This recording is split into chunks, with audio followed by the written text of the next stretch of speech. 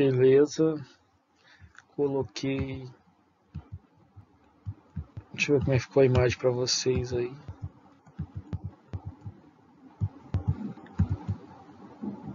Certo. Beleza, não aparece meu vídeo aí. Tranquilo.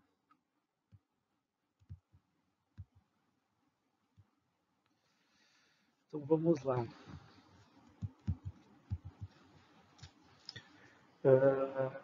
A aula de hoje, então, vai ser a continuidade, né, do que a gente estava vendo na aula passada. A gente iniciou vendo a elasticidade de preço da demanda. Legal, no ponto. Definimos o que é elasticidade, o que é elasticidade no ponto. E hoje a gente vai dar um pouquinho mais além disso, né? Então vamos lá. Então, vamos começar a aula de hoje já com um gráfico aqui. Estão me ouvindo bem? Tá tudo ok aí? Estou ouvindo os ruídos. Beleza. Então vamos lá. A gente tem um ponto aqui, vamos supor, na demanda, representado pelo P0 e Q0. Legal? E vamos supor esse outro ponto, representado pelo P1 e o Q1. Aí, seguinte, a gente pode calcular a elasticidade, né, no ponto, como a gente viu na aula passada, que é essa função aqui, que a gente já definiu também. Vejam que ela pode ser definida de forma discreta, né, variação da quantidade, variação de preço, e de forma contínua, através da derivada parcial da quantidade em relação ao preço. Bacana? Então, o seguinte, a questão é qual ponto utilizar se a gente quiser saber a elasticidade, né? Porque a gente teve aqui um aumento de preço, vamos supor um aumento de preço de P0 para P1, e isso levou a uma queda da quantidade de Q0 para Q1 também. Então tá, a diferença entre P1 e P0 é a variação de preço, e a diferença entre Q1 e Q0 é a variação de quantidade, temos as variações. Só que a gente tem que dividir ainda, né, pegar essas variações, dividir entre elas, que vai dar a razão, vai dar um coeficiente, na verdade, e multiplicar pela razão entre preço e quantidade. Até aí tudo bem, a gente já viu isso. Só que a pergunta que fica é qual dos dois pontos utilizar, qual o preço e qual quantidade agora, para chegar no resultado dessa forma. P1 ou P0? Hein? Vou voltar aí na plataforma para ver o rosto de vocês. Já tem gente se escondendo aí, Nelly, não adianta se esconder. Vamos lá, o que vocês acham? Qual ponto eu inicio? Todo mundo aí já fez essa aula, né? Não é nenhuma surpresa. O cara pode até não lembrar, né? Mas que já viu isso em algum sonho passado, já viu. E aí? Deixa eu ver se alguém não abriu o vídeo aqui, porque aí é vítima certa. Gabriel. Seria o quê? Não consegui entender.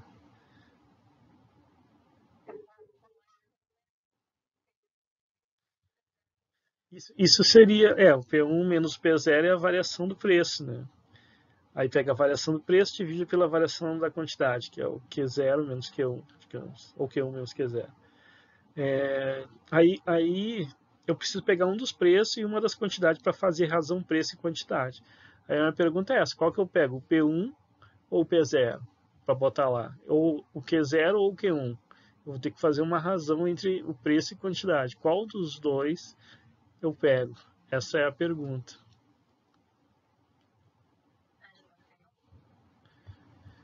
E tu, Nélio, o que tu acha? Renata, que chegou agora, já chega com tudo, assim, já chega dando uma resposta.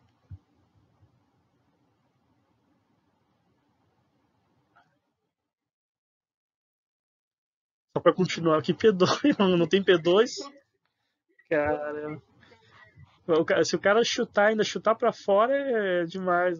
Eu vou chutar aqui o resultado. Chutou para fora.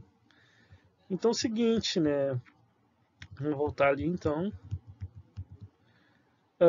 Se ele usar P1 e Q1, ok, pode usar. Se usar P0 e Q0, ok, pode usar também. Na verdade, depende o que tu quer fazer.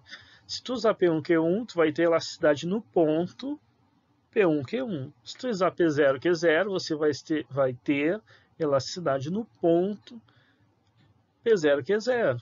Legal?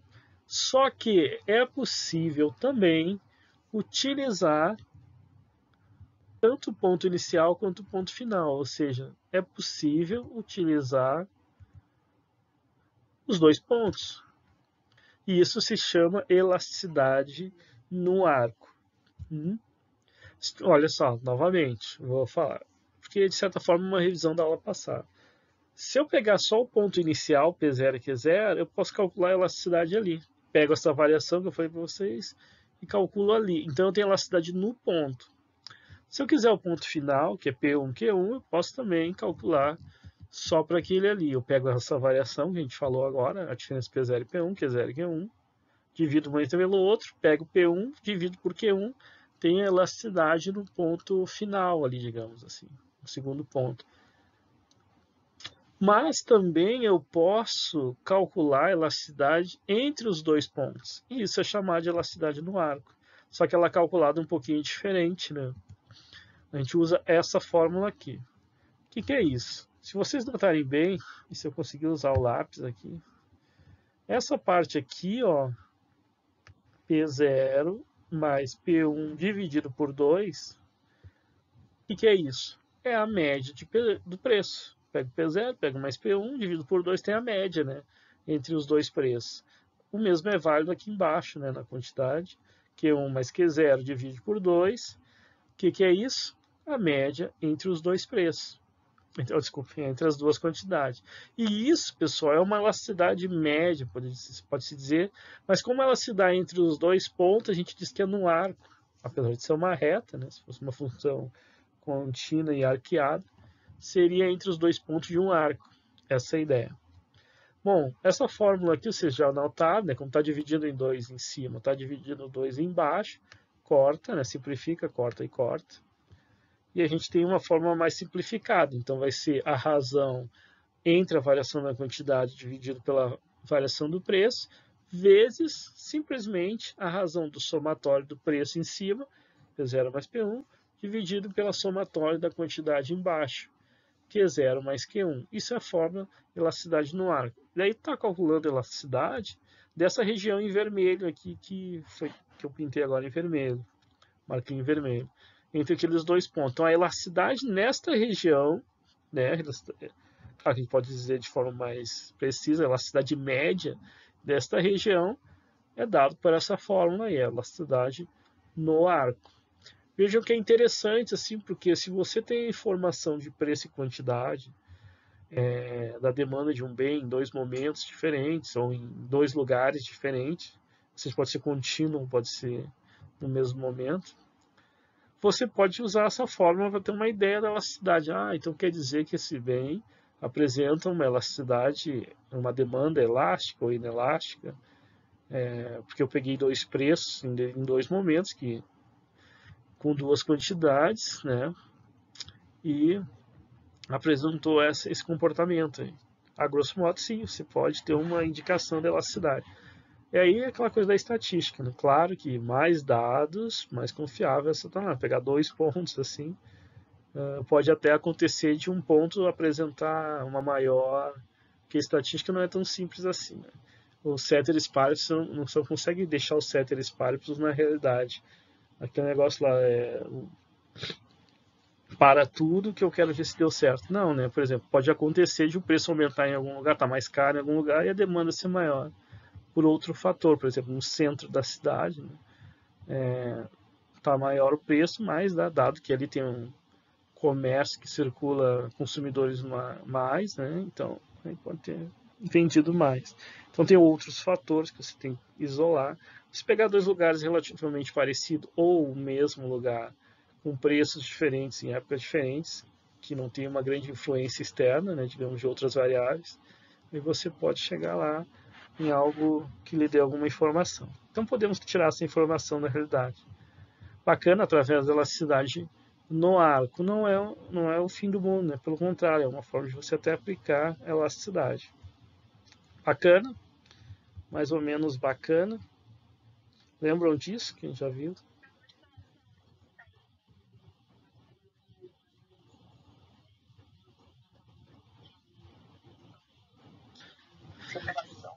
É que é o seguinte, lá na elasticidade no ponto, é como se tivesse que ter uma equação, né? Do ponto tu vai ter que ter uma equação, porque vai ter que fazer uma derivada para saber num ponto da demanda específica de um preço e quantidade. Isso eu acho que é possível, assim, porque desde que você tenha a equação, a equação também não é o fim do mundo. Você pode pegar um artigo lá que os caras estimaram a equação demanda de energia, por exemplo. Eu estava vendo um artigo esses dias sobre isso. E lá os caras já têm já o cálculo, eles mesmos fizeram da elasticidade. Hum? Então, se tu tem lá uma equação da demanda ou da oferta, e você atribui valores, por exemplo, eu quero saber o preço e quantidade em tal ponto, então você já tem como calcular no ponto, né? Porque aí você deriva aquela equação, pega o coeficiente angular e usa essa fórmula aí. Não, não essa aqui, no caso do ponto. Se for essa aqui é mais tranquilo, não precisa nem de equação nem nada, só precisa de dois pontos discretos, nesse caso aí, fazer a diferença e você vai ter.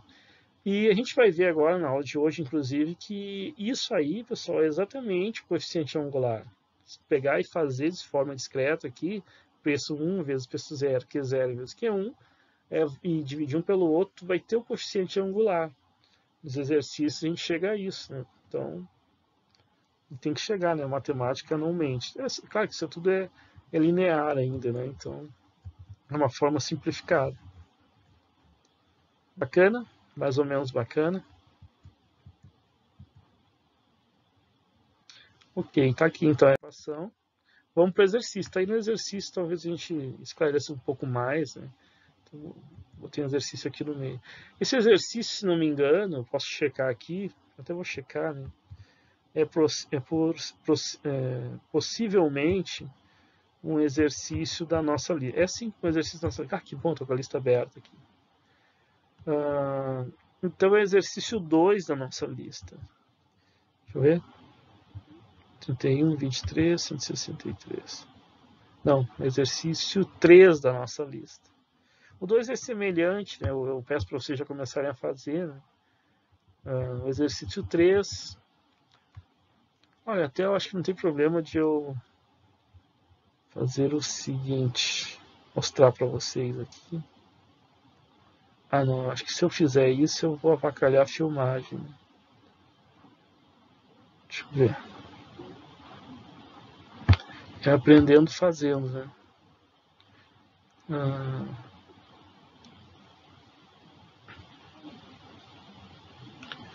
Eu vou passar só para mostrar aqui rapidamente a lista. Estão vendo aí? Claro que isso aqui vocês têm acesso, né? A lista de exercícios vocês têm acesso. Então, exercício 3, vale a pena comentar, já que eu quero que vocês façam, né? Ele vai voltar um pouquinho, né? Até porque a gente já viu algumas coisas. Agora eu não acho ele aqui, achei.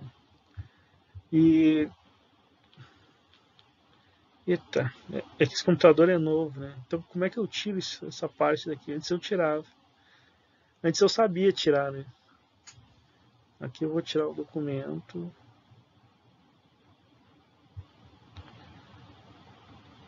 Aqui eu vou fechar o documento. Eu não gosto dessa parte aqui, ela atrapalha um pouco. Né? Bom, deixa ela aí até. Então o que que acontece? O ponto A, né? Você vai encontrar o equilíbrio, tranquilo, né? O equilíbrio é lá de introdução à economia. E a gente vai aumentando um pouco. Aqui você encontra, então, você fixa o preço. Aí você coloca no caso aqui, está falando só se o preço for fixado em si, qual será o excesso de demanda. Aí, pessoal, aí é aquilo que a gente já comentou, né? O excesso de demanda é você bom, se o preço é 5, provavelmente tem excesso de demanda, ele deve estar abaixo do equilíbrio. Isso já é uma indicação, né? Isso aqui não é nem spoiler sobre o exercício, é uma indicação, é fato, né? Se o preço está, se o próprio exercício está te dando informação que há excesso de demanda, pronto, ótimo, já sei então que o preço está abaixo do equilíbrio. Esse outro diz que há excesso de oferta, ótimo, já sei que o preço está acima do equilíbrio. Então você já sabe que o preço vai estar no intervalo entre 5 e 10. Vai ser maior que 5, vai ser menor que 10. O preço de equilíbrio. Ok, aí o excesso de demanda é você substituir esse preço aqui nessas equações e pegar a diferença. A mesma coisa é excesso de oferta. A diferença é clara, né? Você bota a oferta primeiro, depois a demanda, e na demanda vice-versa. Qual a elasticidade de preço da oferta e da demanda no ponto de equilíbrio é o que a gente vai tratar agora. Então, como eu estou falando, eu estou indicando para vocês, a gente está resolvendo um problema do exercício 3. Eu não lembro se nas aulas passadas a gente já resolveu esses outros itens aqui. Acho que talvez sim, né? Em todo caso, vocês vão ter também o exercício 2 para refazer essas coisas, né, que a gente está fazendo aqui. E aí depois vocês refaçam em casa o 2, que ele é que ele é semelhante, só muda os valores.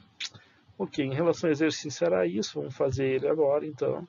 A lista, peguem a lista e mandem bala aí. Então, voltando aqui ao nossa apresentação, acho que aqui. Beleza? Voltando aqui a nossa apresentação. Agora aparece meu rosto aí para vocês olharem também. Tá todo mundo se vendo agora, numa dimensão diferente, mas vale. Ok. Voltei. Então tá. Então tá aqui o exercício 13 e tá aqui o preço de equilíbrio. Agora sim é um spoiler, mas tudo bem, né? Vocês façam isso depois de novo, para ver se tá tudo ok. Eu acho que a gente já fez isso na aula passada, talvez. Então, calcule a elasticidade da demanda no arco, considerando os resultados do exercício anterior. Com certeza sim, só que a gente calculou esse exercício pontual. Alô, tudo bem?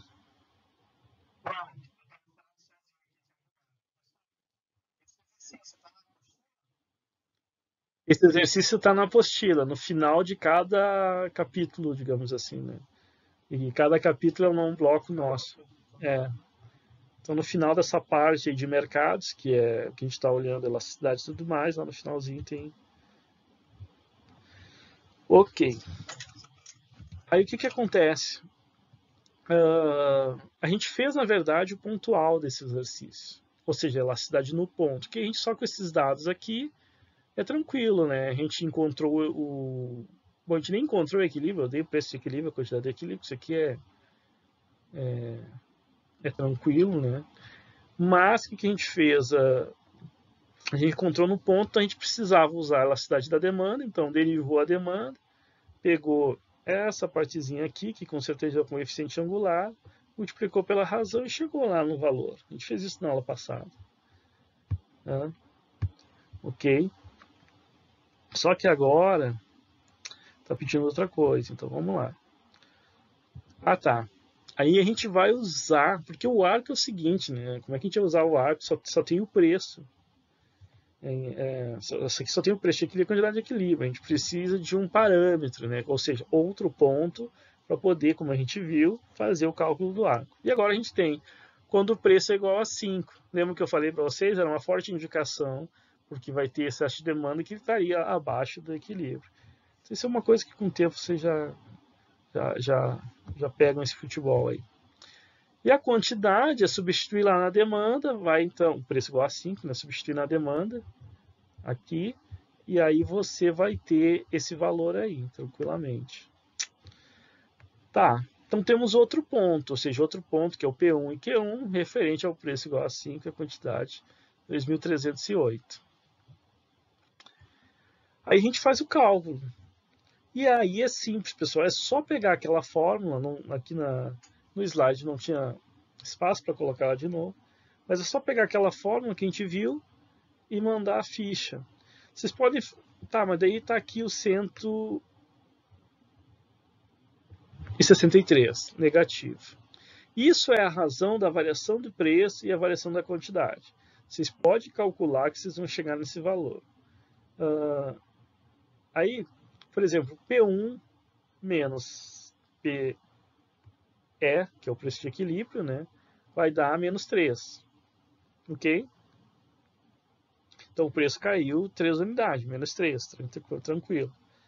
Aí você vai dividir a quantidade pela variação de preço, né? Então você vai pegar a quantidade, que é 2.308 menos 1.819, e aí é o seguinte, eu não estou com calculadora aqui, vocês peguem isso, que vai dar um valor, divide por 3 e necessariamente vai dar esse 163 aqui, menos 163 que teve a queda do preço, né?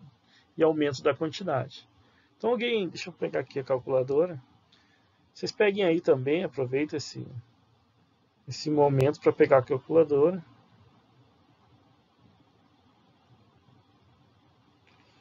E aí a gente vê 2.308 menos 1.819 igual 483. Olha só, deu 483 essa diferença na quantidade, que é a variação da quantidade. Aí divide isso por 3, que é a variação do preço, né? Menos 3 no caso, que seria 5 menos 8. Então divide por 3, depois bota o sinal negativo, né? Vai dar 163, está ali, ó, né? 163, que é a fórmula geral, discreta, né? No caso ali, pega um ponto, menos o outro, depois divide as variações. Aí aqui nessa parte aqui, pessoal, ó, o que é? A soma dos preços, 8 mais 5, e aqui essa parte aqui embaixo, a soma das quantidades, 1.819 mais 2.308, como a gente viu lá na fórmula, né? Não dá para voltar aqui, senão eu voltava. Até voltaria para mostrar para vocês a fórmula lá. Então, resolvendo aí multiplicando, né, resolvendo essa divisão, multiplicando por menos 163, aí o resultado que vocês vão encontrar é menos 0,51, que está aqui. Esse resultado, claro, né, ele é menor que 1, colocando o módulo lá, ele é menor que 1. Isso significa que é uma demanda o quê? Demanda o quê? Inelástica, né? Então agora a gente matou já essa questão. Pelo menos a diferença entre esses dois pontos, né, o preço igual a 8 e o preço igual a 5, a elasticidade num arco entre esses dois pontos aí é inelástica. A demanda apresenta inelasticidade. Né? Legal? Bacana. Agora, outra forma de vocês fazerem isso, pessoal, é vocês pegarem essa equação aqui, ó, vou até mudar a cor, vou botar um azul, né? O azul é mais bonito, é vitorioso. Aqui, ó, deriva essa equação, né, da demanda por P, né, claro, derivada da quantidade pelo preço. A gente sabe que isso aqui vai dar 1, porque só tem um preço aqui. Uma tristeza da REAC. Esse aqui dá 0, então, né, 0. Então só sobra o menos 63, ou seja, é claro, aqui fica a derivada parcial, né, vai dar a mesma coisa. Veja que tanto como eu falei para vocês, tanto pela derivada parcial, quanto pelo módulo discreto, né, calculando as variações, o valor do coeficiente angular é o mesmo. E tem que ser, né, porque ele é uma reta, né, linear, então tranquilo, né. Não seria, talvez, se você pegasse o caso aí sim de uma curva, aí só pela derivada que você obtém. Porque aí o método discreto só vai te dar uma média linear, né, entre os dois pontos. Bacana? Bacana ou não bacana? Mais ou menos bacana?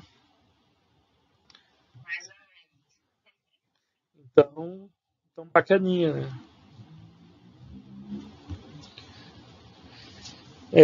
Essa a questão é de fazer o cálculo, né? Fazer o cálculo. Assim, claro, você pode simplificar se você, depende o quanto você está jogando futebol, né? Tentem jogar com calma, porque olha só, sim, 163. Ó, ó, você pode fazer pelos dois métodos, né? Vou voltar ali de novo. Você pode fazer pelos dois métodos. Ou você deriva aqui essa equação que está em azul, aqui quadradinho, retângulo, e aí aqui ó, vai dar 1, como eu falei para vocês, e aqui vai dar 163. É da fórmula, né? Vou botar... É que a fórmula está lá atrás, né? Vamos ver se eu encontrei uma fórmula mais pela frente. A fórmula no ponto é a derivada parcial do preço, da quantidade em relação ao preço, vezes a razão preço-quantidade. Lá na fórmula do elasticidade de demanda no arco, é a derivada parcial da quantidade em relação a preço, ou pode ser o método discreto, né? A variação da quantidade dividido pela variação do preço, que é o que a gente calculou ali, deu 480 e poucos, dividido por 3, que dava 163. Então, esses dois métodos, você vai ter esse valor ali, que é a variação de um pelo outro. Vezes, né, a soma dos preços, que é o que a gente tem ali, dividido pela soma das quantidades. Essa é a equação que a gente viu anteriormente. Quando eu estou gravando, eu não volto com os slides, né? Porque a gravação, tudo que a gente falou lá e foi gravado no primeiro slide já foi gravado, então ele não volta. Né? Ele só grava cada slide individualmente, assim, para frente. A gente vai ver a equação de novo. Aqui, ó, então a demanda é inelástica, foi a conclusão que a gente chegou. Aqui, suponha um aumento de preço para P12. Ok? Agora fiquei até na dúvida, não era 10, né? Não. Deixa eu ver lá no nosso slide. Ah, sim. Eu ainda não era a questão 2. Não, tá certo. Deixa eu ver. Era 10. Sei lá, tá diferente, né?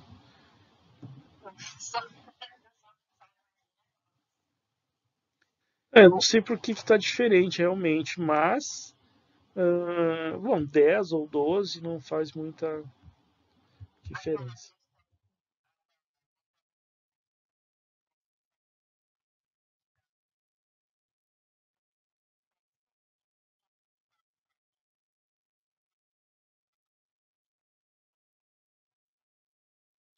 Não, funciona, né? Funciona. Funciona porque é isso que vai acontecer agora, por exemplo. O preço foi para 12. Eu vou tirar aqui minha imagem aqui.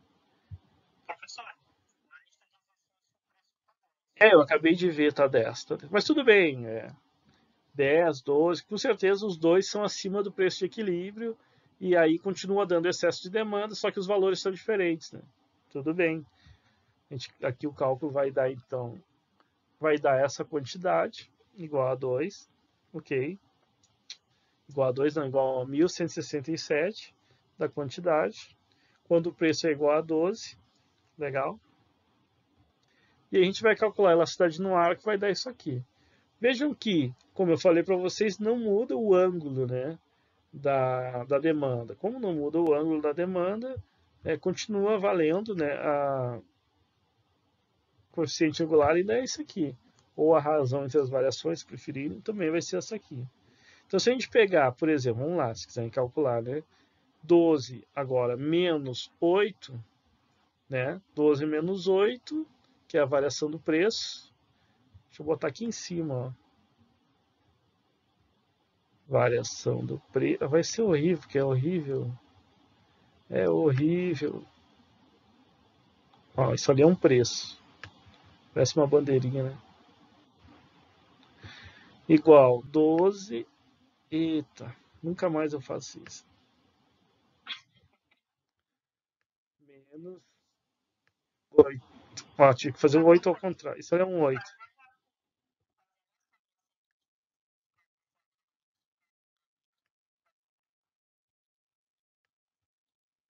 Igual a 4.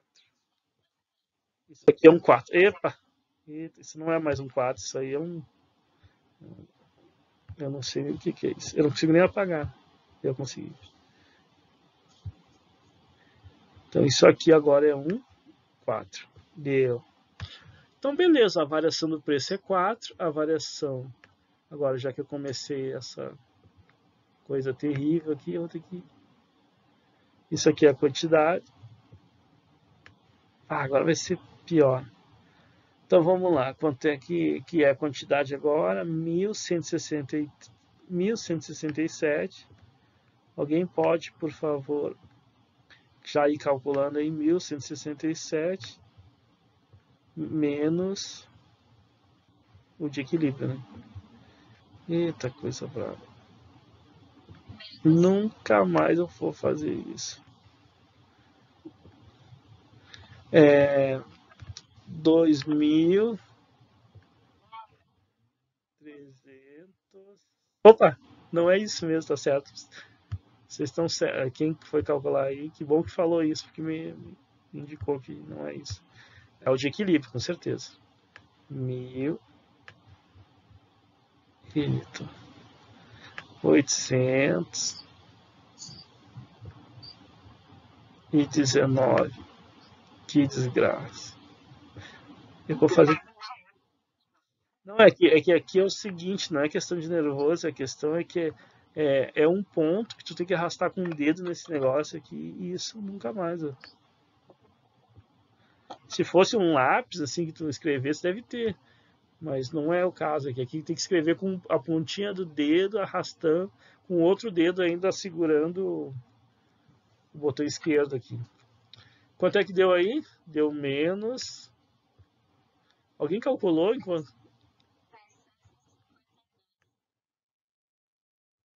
Agora alguém pega 652 e divide por 4 essa desgraça. Essa coisa do inferno aqui. Deu. É 52, pessoal. Aquilo ali é hieroglifos egípcios. Aqui. Ah, agora talvez. Quanto é que deu?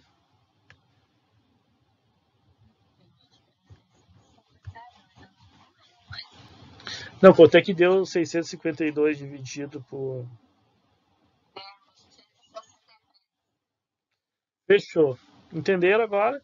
Então você pegou a variação da quantidade e dividiu pela variação do preço, que é a fórmula que está lá, né? Ela não está aqui, mas eu não vou nem escrever mais nada, né? Eu vou escrever a fórmula aqui, que senão a gente vai. Entendeu? Pega a variação da quantidade, divide pela variação do preço, que é o que está na fórmula lá. Aí você vai ter esse aqui, ó, né? Que eu vou marcar de novo aqui. Que também é a derivada parcial da quantidade pelo preço, e tem que ser, né? A variação da quantidade pela variação do preço também é a derivada parcial, que dá esse 163. Tá vendo?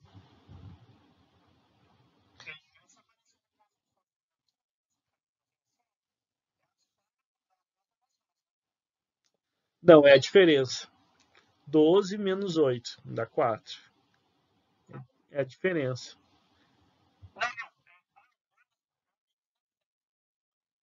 Com certeza. É a de cima, é 12.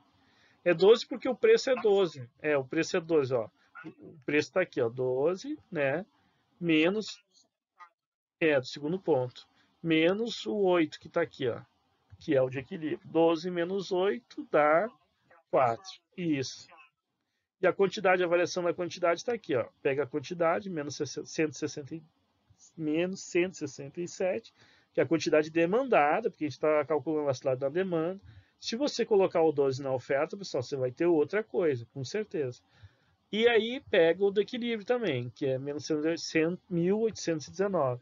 Então, 1.167 menos, que está aqui, por incrível que pode acreditar, era isso que era para estar aqui, 1.167 menos 1.819 vai dar o que vocês calcularam, 1.650. Ah, desculpa. Menos 652.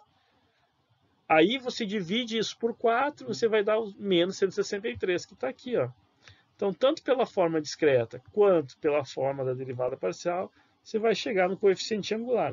Como eu falei, você não tem para onde correr. O coeficiente angular é um só, é uma reta. Em todos os pontos da reta, a inclinação é a mesma, né? Vocês estão me vendo aí. Todos os pontos da reta lá, só imagina. Eita, é o contrário aqui, tem mais essa. Faz de conta. A reta da demanda, todos os pontos é igual porque a inclinação é a mesma, né, numa reta. Então, beleza. Se tu pegar dois pontos em qualquer... Eita, tá aqui a demanda. Pegar dois pontos em qualquer ponto aqui e dividir a variação da quantidade pelo preço, vai ter que dar sempre o coeficiente angular igual. Beleza? Esta é a ideia. Tá. E aí depois é só a soma dos preços, 8 mais 12, dividido pela soma das quantidades. 1819 mais 1167. Divide um pelo outro, vai dar um valor, multiplicado menos 163, tem como resultado menos 1,09. E o que que esse resultado significa?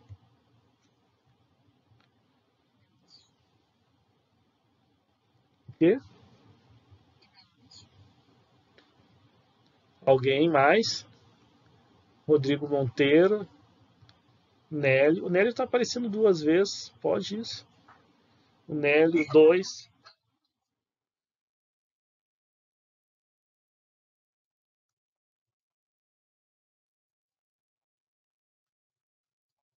E o outro, será que ouviu? Então vou perguntar para o Francisco Chagas, né?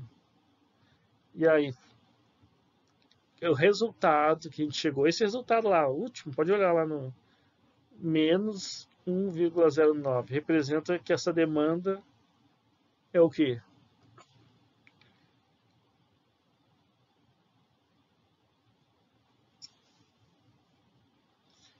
Ninguém sabe, pessoal, o que 1,09 representa.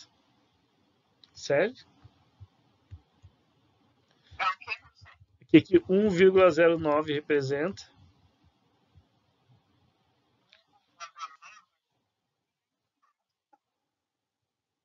Ele está negativo. Só que a gente viu na. Ele está negativo, claro, ele está negativo, mas você não é a pergunta não é se ele está negativo ou positivo.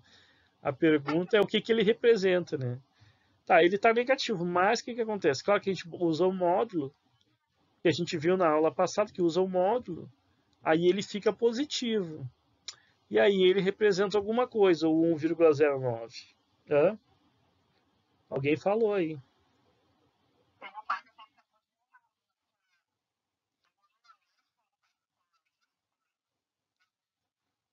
Não, e aí chuta pra, se ele só faltasse velocidade unitária, né? Se tu falar as três, uma com certeza vai ser, né? Agora é o seguinte, nesse caso, pessoal, ele é elástico, pessoal. Então veja bem, aqui é até uma boa para a gente relembrar. Aqui é até uma boa para a gente relembrar.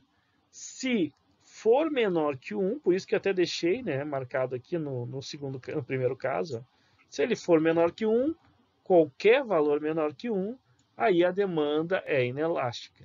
Se ele for maior que 1, tá aqui, ó, no segundo caso, qualquer valor maior que 1, aí a demanda é elástica, pessoal. Elástica se for maior que 1. Inelástica menor que 1. E se for igual a 1? Deixa eu ver.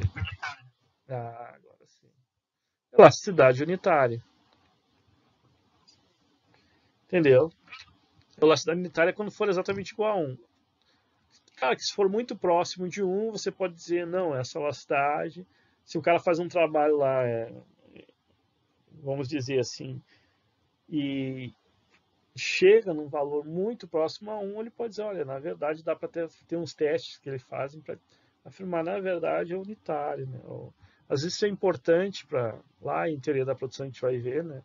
Para mostrar qual é o tipo de escala que a produção cresce. Mas aqui não, aqui o importante é o seguinte, basta isso.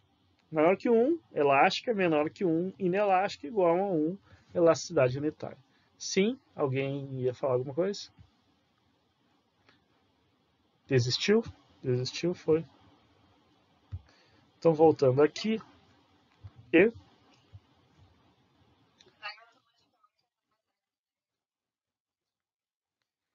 porque é o seguinte, né? Como a gente trata da demanda, o coeficiente angular ele vai ser negativo, não tem jeito. Aí, a gente viu isso até na aula passada, né? Não sei, vocês teriam que ter visto a aula passada, eu lancei elas aí para vocês olhar online. Mas o que, que acontece? Sendo negativo, até é o seguinte, né? A passada a gente fez também aqui à noite, né? Se não me engano. Foi gravado ao vivo, né? Mas o que, que acontece? Sendo negativo o coeficiente angular de demanda, ele fica a análise ali do menos 1,09 ou do menos 0,51, que é os casos ali que a gente está tratando, ele fica contrafactual. Contrafactual não seria. Ele não fica lógico, assim, digamos assim. Fica contraintuitivo, essa é a palavra. Porque o menos 0,51 menos 1,09 mostraria que ele seria elástico quanto menos esse valor for. E quanto mais próximo do positivo esse valor for, é que ele seria inelástico. Então é quase contraintuitivo. Então por isso que se coloca um módulo para tornar esse conceito, digamos assim, tornar positivo, na verdade, né, o valor encontrado, e tornar esse conceito mais fácil de entender. Porque olha só, inelástico sendo menor que 1, tem todo sentido, né? Se for 0,2, se 0,8, é inelástica a demanda, ela não se move muito com a variação do preço. E tem todo sentido também tu pensar o seguinte, que quanto maior do que 1, né, maior que a unidade, 1,5, 1,9, 2, 3, 4, mais elástico é essa demanda, né? Então dá um sentido mais prático, assim, de saber que o valor maior tem maior elasticidade e o valor mais próximo de zero, abaixo de 1 e próximo de zero, ele tem mais inelasticidade. Então 0,5, 0,2 são todos valores inelásticos. Bacana? Aí dá um sentido melhor. Então tá. Só na demanda é isso, porque na oferta a gente vai ver que não precisa, no caso da renda. E outra coisa, só na elasticidade preço da demanda. Porque o preço, a relação preço e demanda é uma relação inversa, isso a gente sabe. Quanto maior o preço, menor a demanda. Por ser uma relação inversa, por isso que o coeficiente angular é negativo. Porque a subida de um representa a queda do outro, eles têm uma relação inversa. Agora, quando a gente for falar de elasticidade renda da demanda, aí não, aí muda de figura. E muda de vários aspectos. Porque na maioria dos casos, tem mais isso, em alguns casos não. Na maioria dos casos, aumenta a renda, aumenta o consumo. Então tem uma relação positiva, o sinal vai ser positivo, a nossa análise não precisa botar modo. E a gente vai ver lá que tem um caso que infelizmente não, aumenta a renda, cai o consumo, acontece. Mas esse negativo vai estar dando uma outra informação para nós, além da elasticidade, então vale a pena manter ele negativo e a gente analisar o que a gente vai fazer quando for analisar essa elasticidade e renda, que não precisa usar módulo. E na oferta não preciso nem dizer, né? A relação preço e quantidade na oferta é sempre positivo, então a elasticidade vai dar sempre um valor positivo, não precisamos nos preocupar também com o módulo. Então o módulo é só aqui, quando for elasticidade preço da demanda, ou elasticidade da demanda no ar, que também utiliza preço, aí temos que usar esse módulo aí para tornar positivo, para interpretar melhor. Beleza? Mais ou menos beleza? Bora lá então. Tá, e aqui é isso que eu estou falando para vocês, que existe essa relação íntima, né, entre a elasticidade e a declividade da curva da demanda.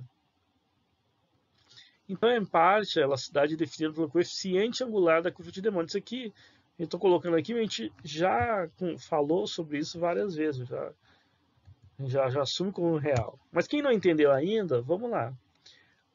Tá aqui uma função linear genérica, né, onde os coeficientes angular e intercepto no caso, o coeficiente constante A, menos BP, B é o coeficiente angular, isso é uma função demanda, né, pode assumir qualquer valor.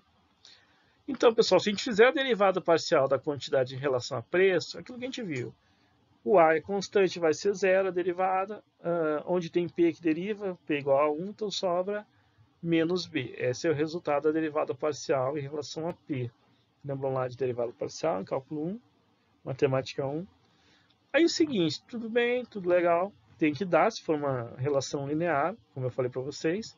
Então temos o seguinte, está aqui a forma da elasticidade no ponto, mesmo na forma discreta, como a gente está vendo aqui, né? As variações estão aqui na forma discreta. Legal? Vou apagar isso aqui, só para lembrar vocês. Beleza. Aí, pessoal, olha só, está aqui a derivada parcial vezes a razão entre preço e quantidade.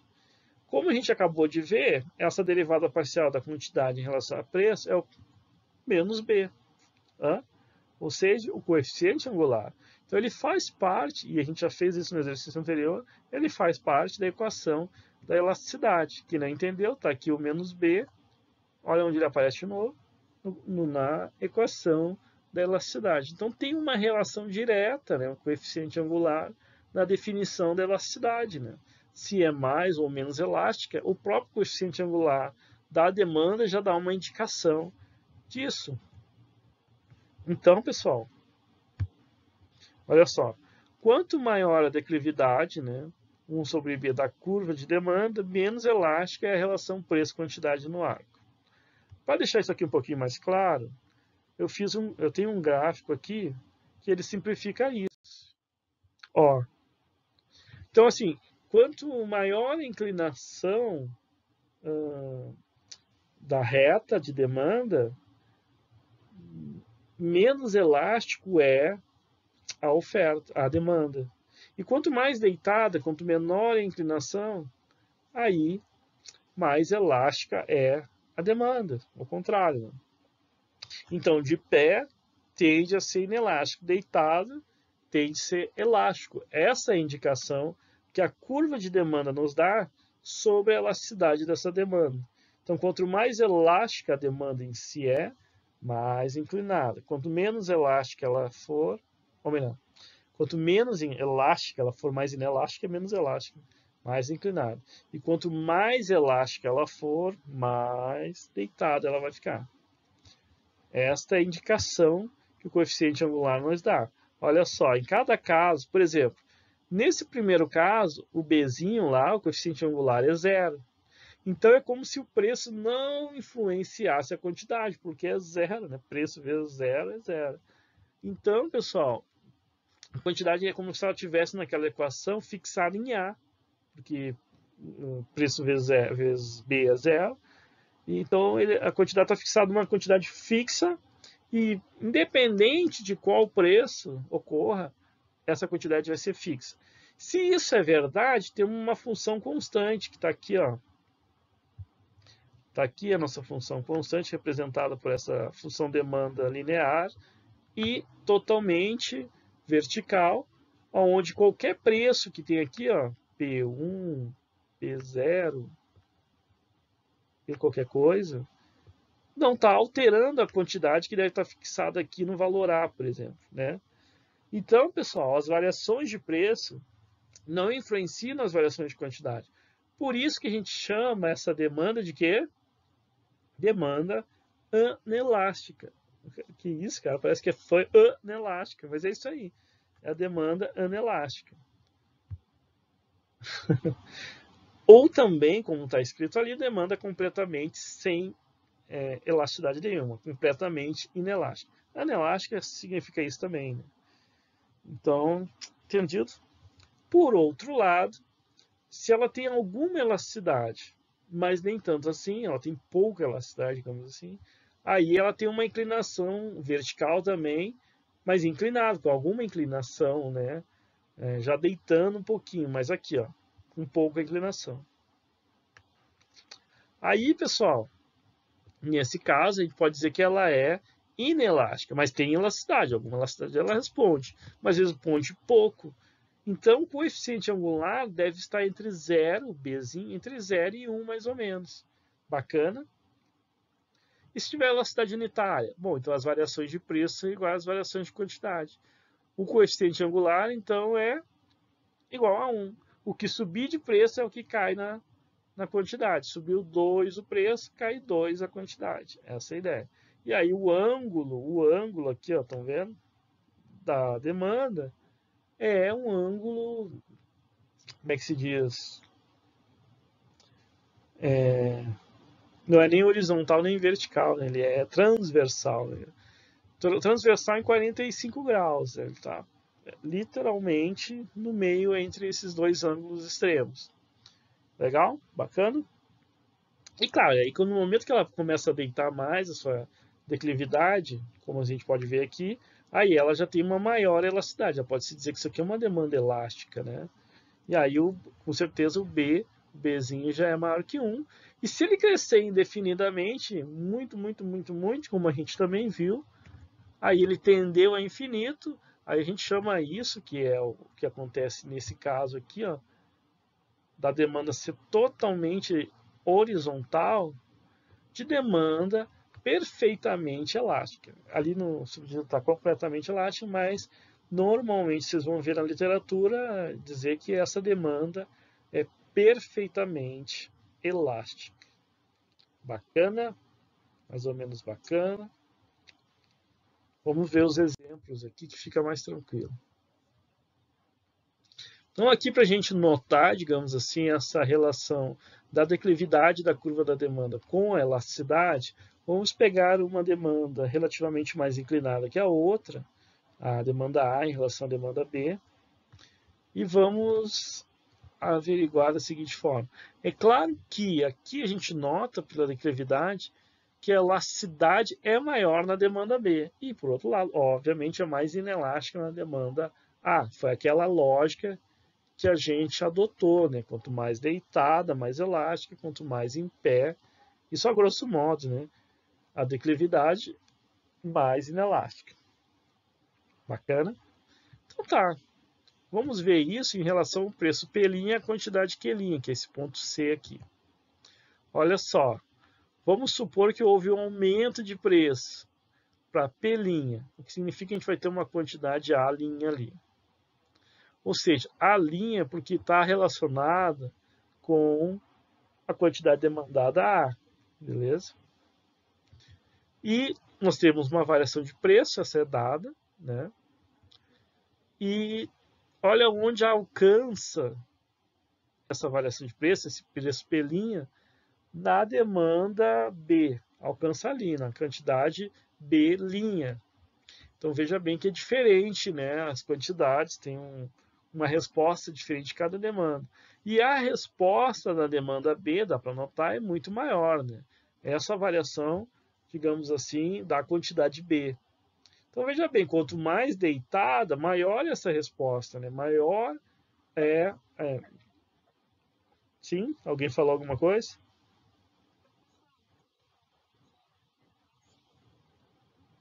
Vai lá.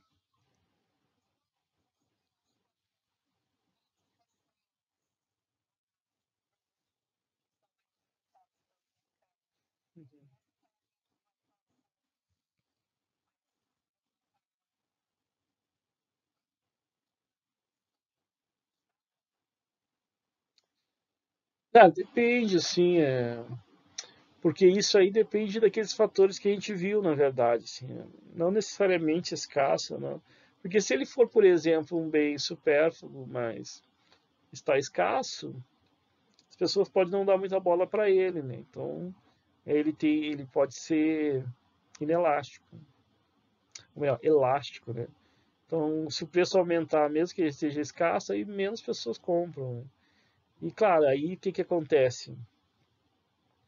Aí ele tem que ser realmente, ele tem que ser mais deitado, assim como esse ponto B. Agora, o ponto A, de ele ser mais inelástico, tem a ver o fato de que, por exemplo, se esse bem é um bem essencial, com bens básicos de alimentação, como a gente viu, aí ele, com certeza, ele é mais elástico. Daí a resposta pode ser igual ao ponto A. Aí o preço pode. Bom, o que a escassez faz é aumentar o preço. Legal, isso é fato.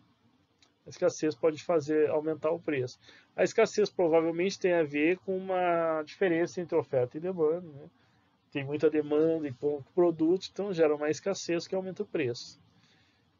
Agora, a resposta vai depender do tipo de demanda de cada produto. Então, a escassez em si é algo que pode acontecer no mercado de qualquer produto, seja sendo ele mais elástico ou menos elástico, entendeu? Nesse caso, se for mais elástico, como o caso do B ali, DB, a resposta é maior, assim, na quantidade. E se ele for menos elástico, a resposta é menor. Se ele for mais elástico, né, o aumento de preço significa que muitas pessoas não vão comprar, não tendo muito efeito sobre essa própria escassez. Ou melhor, então quer dizer que rapidamente o aumento de preço pode fazer o ajuste do mercado facilmente. Aquela escassez, com agora poucas pessoas querendo comprar, já está ajustado. Agora, se for um produto essencial e está em escassez, o aumento de preço vai gerar uma queda de demanda muito pouca. Então, muitas pessoas ainda vão estar querendo comprar aquele produto, o que pode não resolver o problema da escassez. Então, produto de alimento é exatamente isso que acontece, né? Então, mesmo que o preço fique caro, assim as pessoas vão querer se alimentar. A inflação muito alta lá na Venezuela não significa que não tinha pessoas querendo comida, mesmo assim, e não gerou uma solução ao problema de escassez, porque as pessoas vão querer demandar igual. Bacana, mais ou menos bacana. Então, isso aí depende muito de que tipo de produto a gente está falando, para saber qual é o comportamento da demanda. A gente comentou alguma coisa na aula passada, pode ser que claro que a gente pode retomar, pode ser que eu tenha algum gráfico sobre isso aqui nessa aula. Mas a gente comentou sobre que tipos de produtos são mais ou menos elásticos na aula passada. Isso é uma questão que também não depende só do essencial e do supérfluo, mas também se tem muitos substitutos próximos, por exemplo, isso é outra coisa que a gente colocou. Porque aí sim, né, se tiver muitos substitutos próximos, ela tem que ser mais elástica, porque é óbvio que se tu aumentar o preço de um produto que tem muitos substitutos, as pessoas vão migrar a demanda para outros. E se tem poucos substitutos, não tem muitos que possam suprir aquela demanda, então ele já é mais inelástico, né? Bem, então tem outros fatores, né? Legal? Ou o peso também desse produto na renda, por exemplo. Se são caixas de fósforos, aumentou o preço. Daí, cara, nossa, tô nem aí. Porque a caixa de fósforo custa tão pouco, só aumentou 10 centavos. Como aquilo que a gente falou, aumentou 10%. As pessoas não dão muito. Agora, se for uma coisa que pesa na renda, né? Um produto que pesa muito na renda, cara, aí ele vai considerar um aumento de 10% significativo e pode adiar a compra. A gente falou até, por exemplo, compra de um carro, compra de um bem que pesaria muito, tem que pagar uma parcela alta, e aí isso pesa na renda, aí os indivíduos eles tendem bom, aumentou o preço, eu vou adiar essa compra. Alguns, outros não, é claro, mas então quer dizer que aí há uma elasticidade maior, quanto maior o peso na renda, e uma elasticidade menor, quanto menor o peso da renda. Então, são outros fatores. Claro que a gente viu isso na aula passada, não tem problema a gente retomar rapidamente aqui, afinal, é uma forma até boa de fixar o conhecimento. Legal? Acho que eu tentei responder de vários ângulos a tua questão. Mais ou menos. Dormiu? Dormiu, foi. Bom,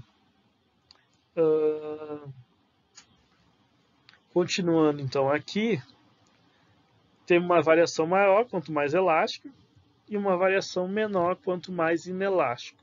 E aí esses dois conjuntos que eu falei para vocês é um bom exemplo. Essa pergunta foi muito boa, né? Porque daí já uniu uma coisa com a outra. Bom, como a elasticidade de preço da demanda mede o quanto a quantidade demandada muda em resposta a uma mudança nos preços, ela está intimamente ligada ao formato da curva de demanda. Legal? Deixa eu tirar aqui. Então, o B é uma demanda elástica e o A é uma demanda inelástica. Quanto mais inclinada, mais inelástica. Quanto mais declinada, mais elástica. Ok, olha aqui um exemplo. O que vocês acham? Essa aqui está bem deitada ela. Então, olha a resposta da quantidade a uma variação de preço. A variação de preço é pequena, mas aí o cara pode dizer, mas quanto pequena, né? Bom, se ela subiu de 8 para 10, teve um aumento, né, de 25%. Legal? E se ela caiu, né? Então a variação de preço é 2, isso representa 25% em relação ao 8, né, que é o ponto inicial. E ela caiu de 60 para 30, então caiu 50%, né? Então é fácil de ver que, nesse caso, se fizermos as contas aqui está a equação da elasticidade no arco. E se você fizer essa conta, porque aqui você tem todos esses valores, né? Pegar lá o menos 30, dividir por 2, aí você vai ter o coeficiente angular, que eu falei para vocês que nesse caso é menos 15. E pegar a soma dos preços 10 e 8, dividir pela soma das quantidades 60 e 30. Resolvendo isso aqui, temos menos 13. E aí a gente sabe, né, que é igual a 3 no módulo. E aí é o que? Ariana Batalha. O que essa demanda é?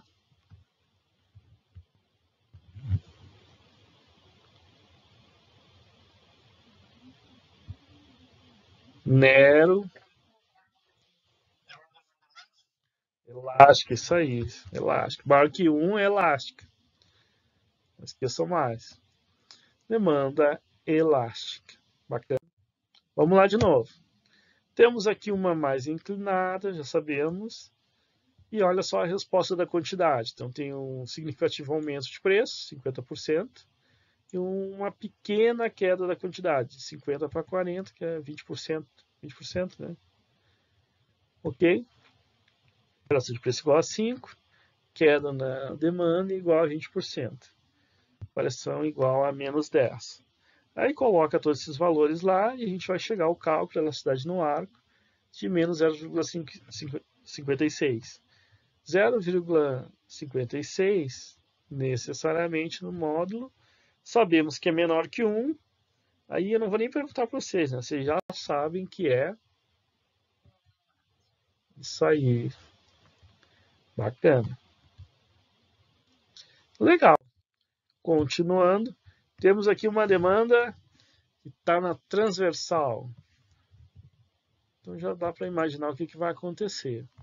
Olha só, aumentamos 100% o preço. Eita!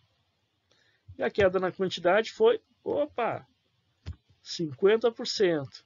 Então já dá para ver que tem coisa aí que não está andando bem. Porque a gente estava esperando um padrão, né? Teve um aumento de 6%, 6 unidades monetárias e uma queda de 40% na quantidade. Aí vamos lá fazer o cálculo. Bom, deu elasticidade unitária igual a 1. Ok. Só que vocês não acham que tem algo estranho aí?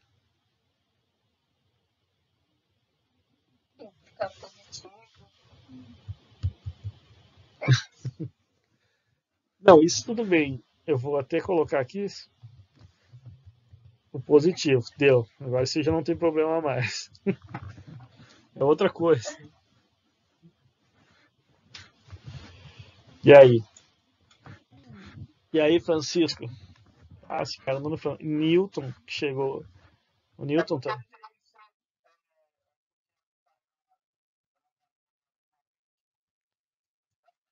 Exatamente, isso aí, pô. Como é que um aumentou 100%, então o outro tinha que cair 100%? Que negócio é esse, hein?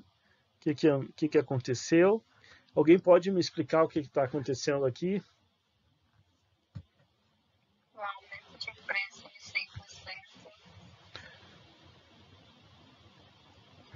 Não tinha que ser variações iguais?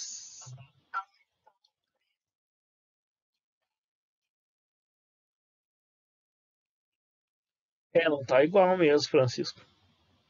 A queda de preço com a queda de quantidade. Mas mesmo assim, elasticidade deu unitária, igual a 1. Então, que bruxaria é essa? Hein?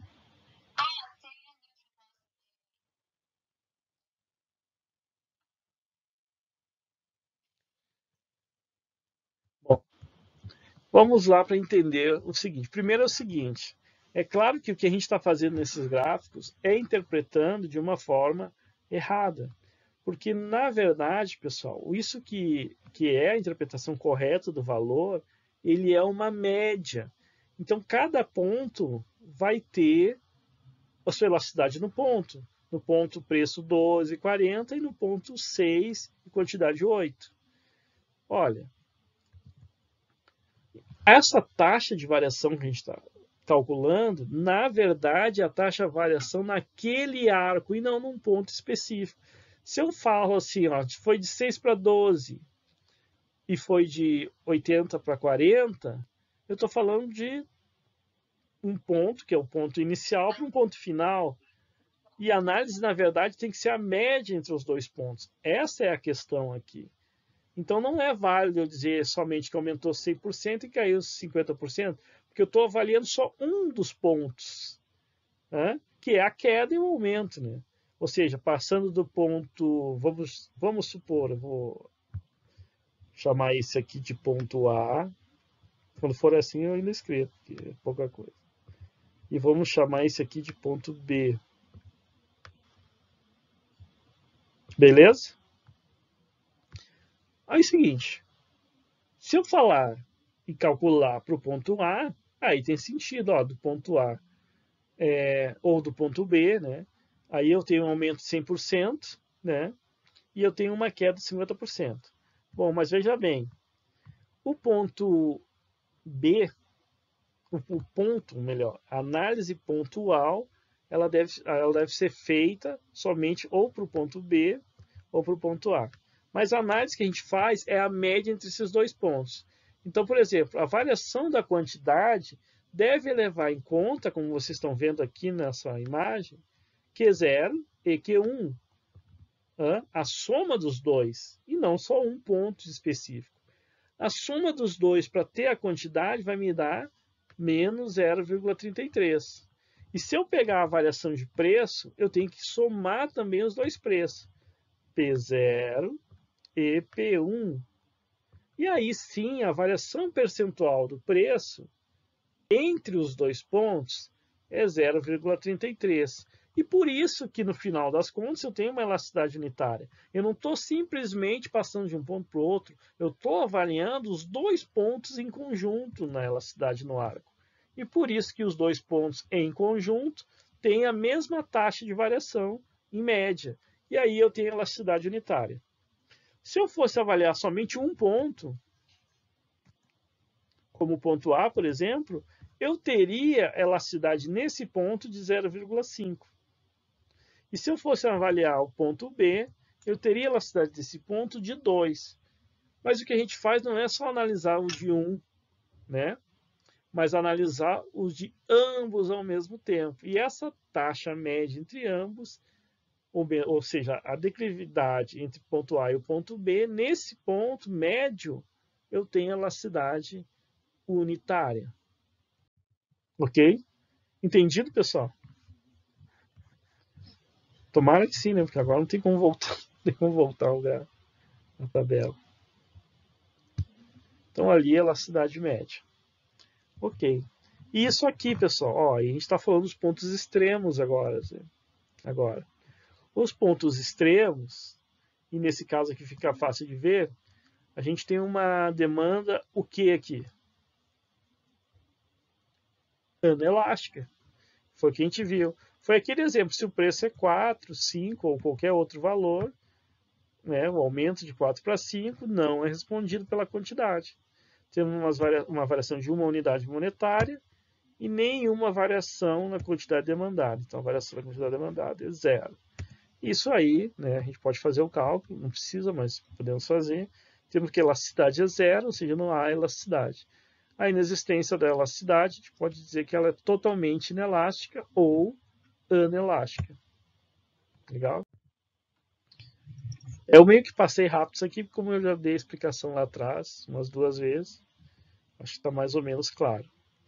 Nesse caso é o outro caso extremo também, que é quando a gente tem a demanda totalmente horizontal. E aí, pessoal, é aquele caso, R$4 consumidores vão comprar qualquer quantidade.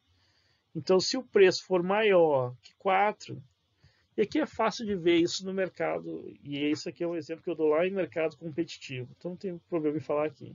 Se tem muita gente oferecendo a R$ 4, o consumidor ótimo, ele vai comprar e a gente está falando de um mercado muito grande, com milhões de consumidores, milhões de produtores, milhares de produtores, não, continuar menor. Aí se alguém aumentar o preço a 4, essa pessoa não vai vender para ninguém, a quantidade vai para 0. Porque todos os consumidores vão comprar de quem está vendendo a 4, não é? Então funciona assim, isso funciona na prática. Né? Então qualquer preço maior é 0 e qualquer preço abaixo você vai vender tudo. Não, a gente vai ver que em concorrência perfeita não tem sentido você botar um preço abaixo de 4, porque você já venderia tudo que você tem de oferta a 4. Mas se você botar o preço abaixo, você vai vender tudo, vai para o infinito. Né? Qualquer quantidade que você colocar no mercado, você vai ter ela absorvida com um preço igual ou menor que 4. Então essa é a ideia. Bacana? Então é uma demanda perfeitamente elástica nesse sentido. A quantidade vai para 0 ao infinito. Ok? Só que olha só, como a gente faz a tendência a 0, em ambos os casos vai dar infinito. Né? Então, em ambos os casos, o cálculo, a tendência a 0, ou seja, é aquilo que eu falei, que o infinito, a gente pode botar a divisão por 0 como algo inexistente, se a gente considerar o infinito não existe.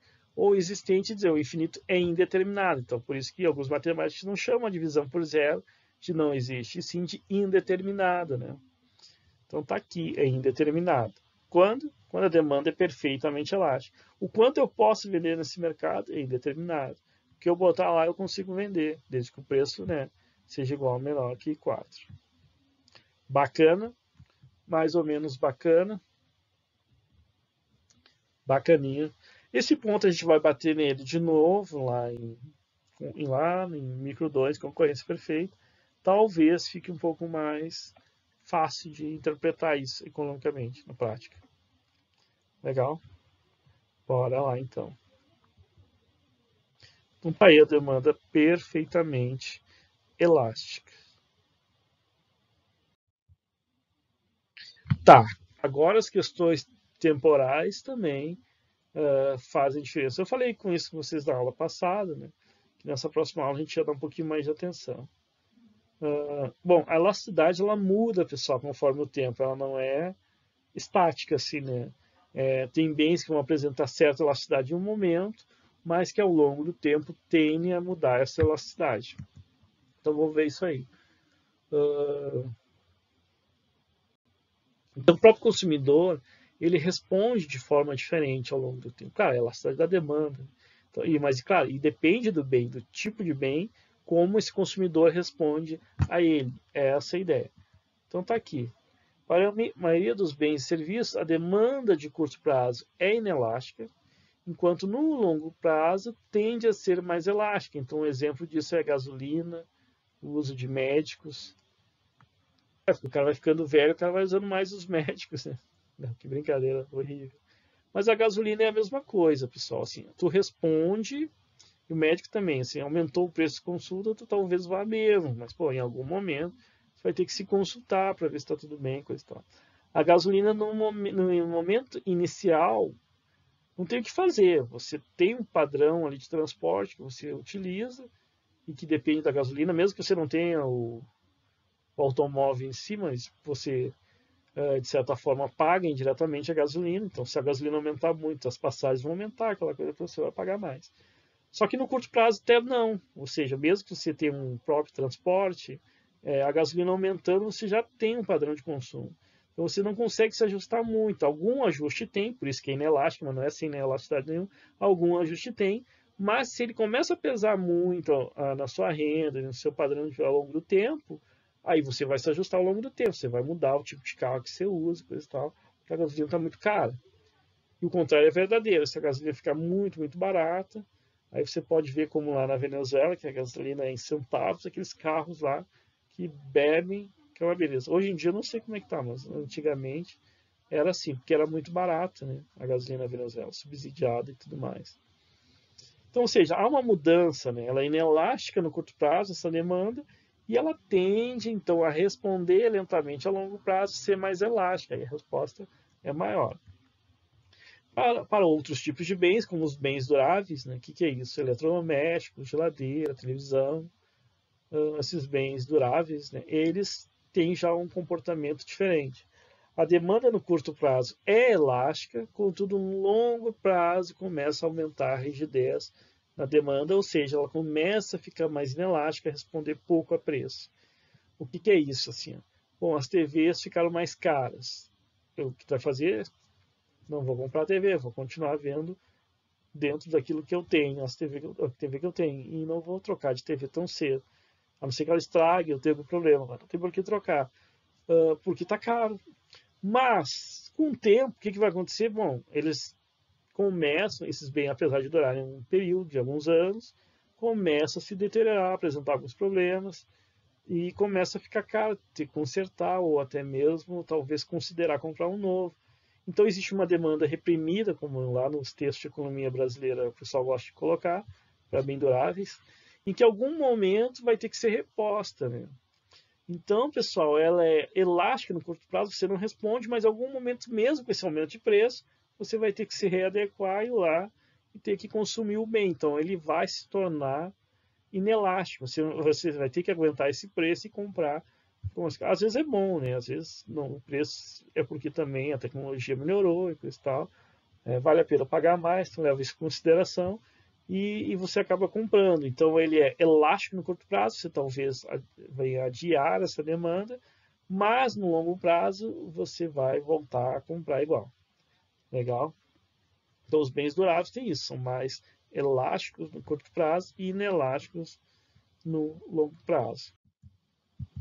Então tá aí. O que é isso aqui? Isso aqui é o comportamento da demanda, então, de um bem, como a maioria dos bens, como eu falei para vocês, que tem inelasticidade no curto prazo e aumenta a sua elasticidade ao longo do tempo. Então, se ele aumenta a elasticidade, a sua inclinação, pessoal, né? A sua inclinação começa. Eu não sei como é que eu faço que aparece o contrário. Eu vou fazer como eu estou vendo aqui. Começa a descer. Por quê? Como a gente viu, a declividade muda, então essa demanda, e ela vai se tornando mais elástica no longo prazo. A gente pode ver através desse exemplo aqui, ó, um aumento de preço, então vai ter efeitos diferentes. Olha só, para cada. Não, aqui é queda do preço, né? P0 para P1 é uma queda de preço. Vai ter efeitos diferentes para cada momento. Então, no curto prazo, pequena variação, no médio prazo, uma variação maior, e assim sucessivamente, até no longo prazo, tem uma grande variação na quantidade, ou seja, a demanda desse bem é inelástica agora, mas no longo prazo todo mundo responde mais, digamos assim, essa queda de preço e compra mais esse bem. Então é a mesma coisa da gasolina, deixa eu ver se não é o exemplo. Olha aqui, ó, essas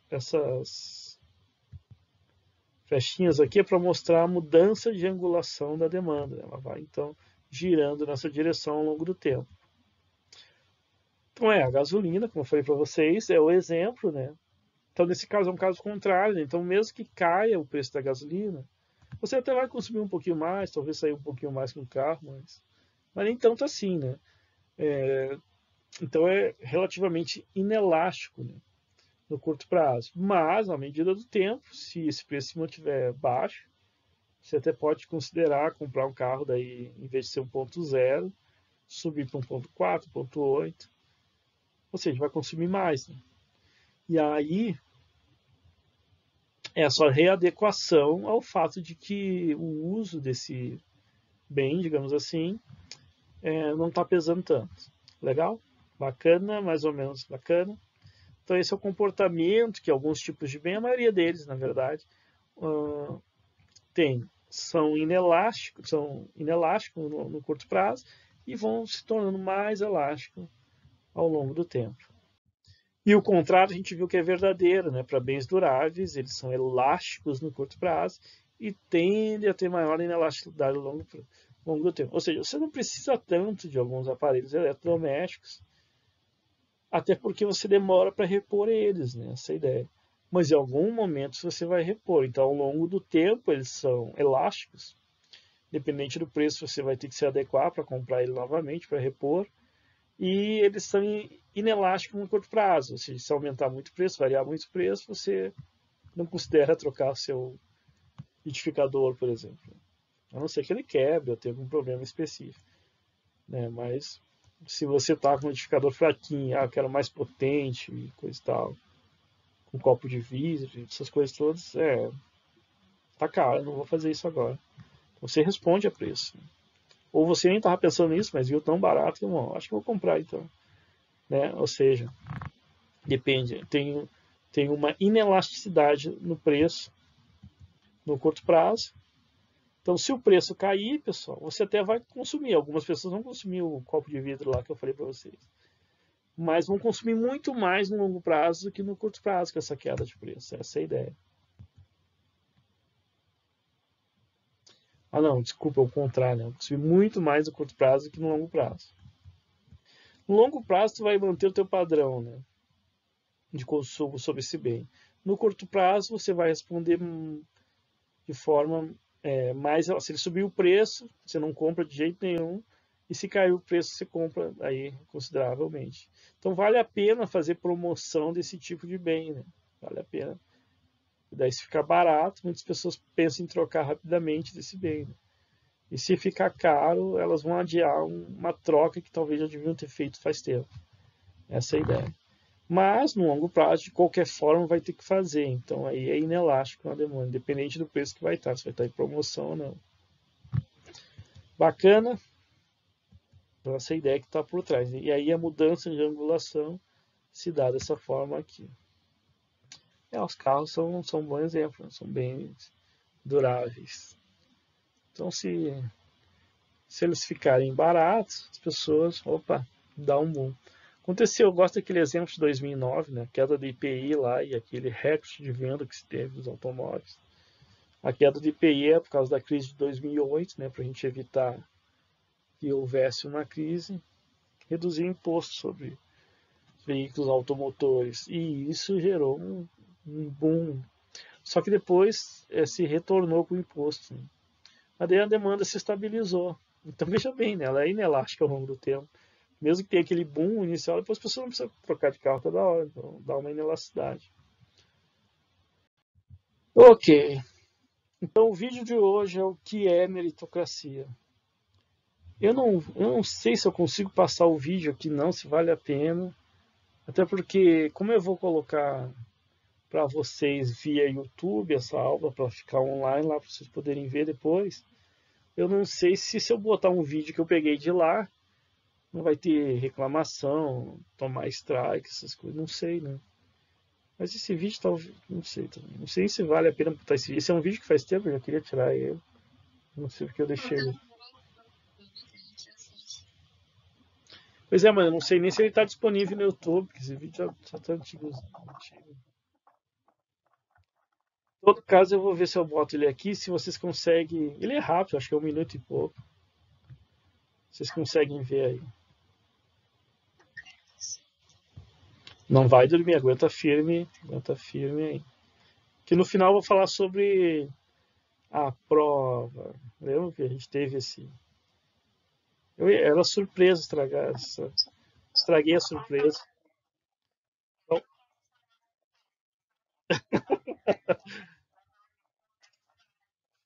Não, beleza. Não, mas no final eu mesmo estraguei a surpresa, né? O pessoal vai ter prova.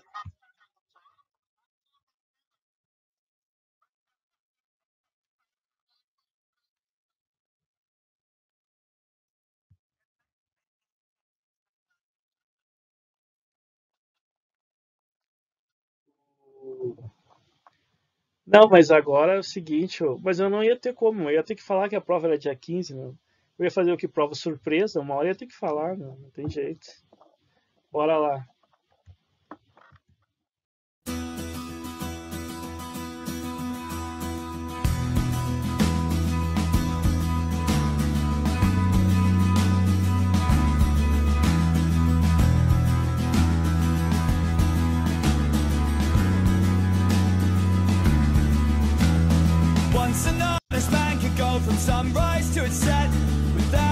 deluding agents of the state or government. But a sorry cloud of tyranny has fallen across the land, brought on by the hollow men who did not understand that for centuries our forefathers have fought enough and died to keep themselves and to themselves, to fight the rising tide. That if in the smallest battles we surrender to the state, we enter in a darkness whence we never shall escape. When they raise their hands up, our lives to possess, to know our souls, to drag us down, will resist.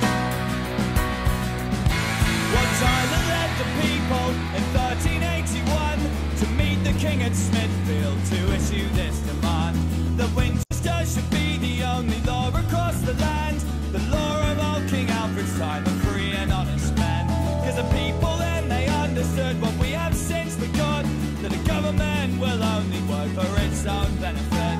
And I'd rather stand up naked against the elements alone than give the hollow men the right to enter in my home.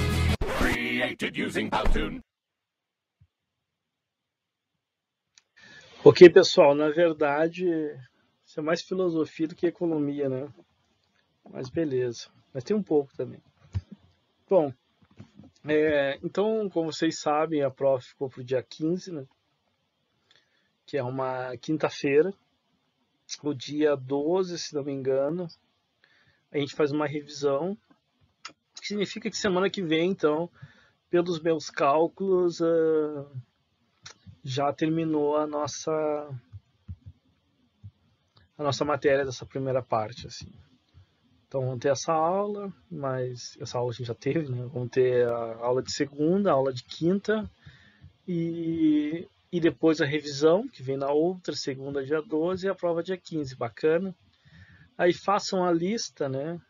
Aí, claro, a gente vai ter então uma aula que vai ter que ser as duas, inclusive, online, né? Porque é resolução de exercício. E que vai ser na segunda, dia 12. Ou eu posso também gravar, né? Mas daí vocês teriam que deixar as dúvidas de quais exercícios são mais...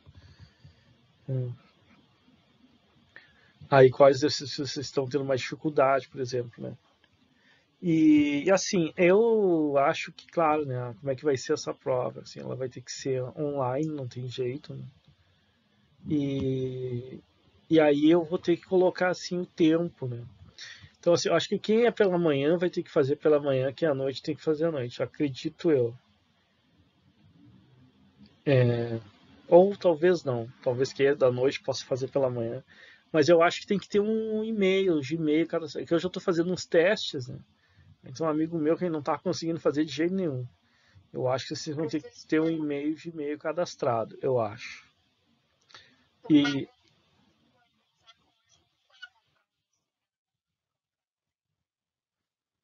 não, mas eu estou usando outra plataforma aí, que daí é o seguinte, eu estou ainda vendo que tem como colocar um tempo, assim, por exemplo, é das 10 da manhã ao meio-dia. Cara, eu coloco mais uns 10 minutos, mas chegar meio-dia já começa a terminar de responder, porque se ele parar, ele vai... Não é como se você não te enviasse a prova. Então use o tempo regulamentado, no máximo ali os 10 minutos finais só para responder as que faltam mesmo, no que der. E também à noite, entendeu? Será das 8 às 12. Daí também bota uns 10 minutos antes e uns 10 minutos depois. Então tem um pouquinho mais de tempo. Então começando umas 19h50, por exemplo, indo até às 22h10, mas lembrando, chegando 22, encerra a prova, né? Encerra a prova para não...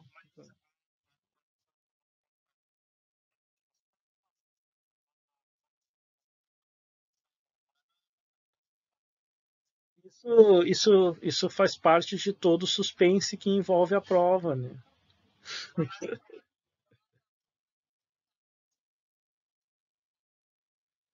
Eu acho que vai ter de tudo. Tudo que vocês imaginarem é válido. A imaginação é válida. E assim, pessoal, façam a prova no dia. Então, dia 15, é um dia que vocês têm que fazer a prova.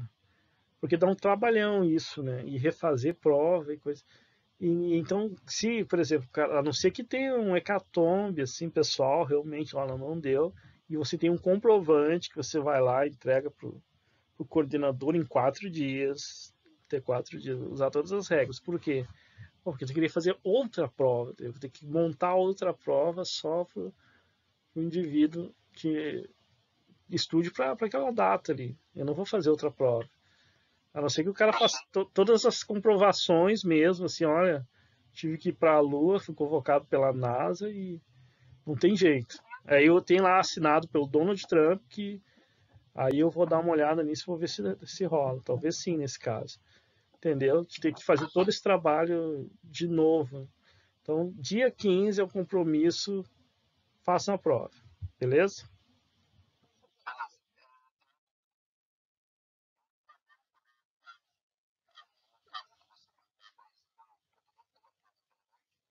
Não, sem problema. Isso eu acho que não tem problema.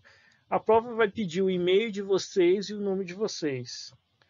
É claro que vai estar escrito lá prova amanhã, prova à noite, mas ah, talvez vocês coloquem alguma coisa no nome de vocês entre parênteses à noite, né? Só para me lembrar lá, porque daí vai vir numa planilha, eu vou dar uma olhada. E aí é mais fácil de eu saber, olha, esse cara é da noite, foi para amanhã, ou esse é da manhã e foi para noite, tá ok? Não tem problema não, eu acho, a priori. Agora é o seguinte, vocês têm que ter um e-mail aí que aceite. Eu tô vendo ainda como é que é isso. Tem tempo, né? Qualquer coisa. Não, não, isso aí eu vou ver, eu vou ver. Até a priori não é uma preocupação ainda. Qualquer coisa, alguns dias antes eu digo, ó, vocês vão ter que fazer um e-mail específico em tal plataforma. Mas acho que não. Acho que não, vamos ver. Beleza, pessoal? Eu acho que, eu acho que é isso aí. Essa aula vai estar online, né? Com tudo isso que a gente fez até aqui, para quem não pôde assistir, e até a próxima aula. Fechou? Um abraço, boa noite para todo mundo.